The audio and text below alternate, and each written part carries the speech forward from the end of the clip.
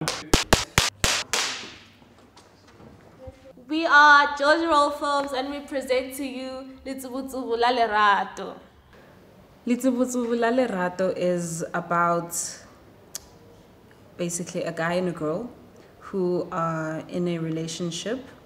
The guy, Mullo, wants to go out with his friends, but Dipuo, his girlfriend, is having a hard time accepting that. So then she tries different ways in which to trap him in the house so that he doesn't go out, because she's dealing with a lot of trust issues and she has a lot of insecurities. And yeah, so within that space in time, what they do is they have to try and solve the problems. The language is Tswana, South African language, and it means hurricane of love.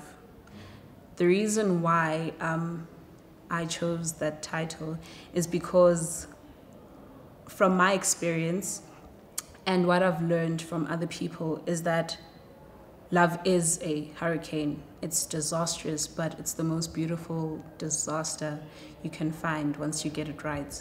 The reason why I think people will want to watch our movie is because it has such an authentic and different take on love, because usually we see the romantic side of love and the honeymoon stage of love, and in our film we show the disastrous, hence why we went with Hurricane of Love as the title of the film, and how even in those hardships of love, but it's still such a beautiful thing.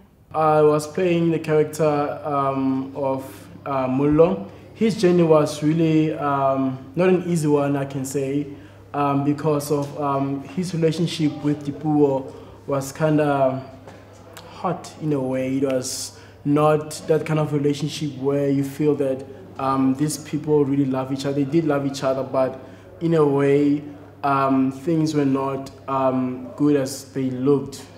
The journey for Dipuo is what I could say unknown to many.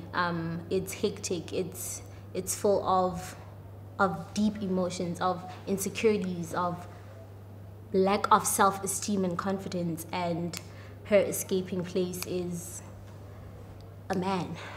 Sam's journey is very relative to any boys in the hood. He doesn't really care about any female. He's a player.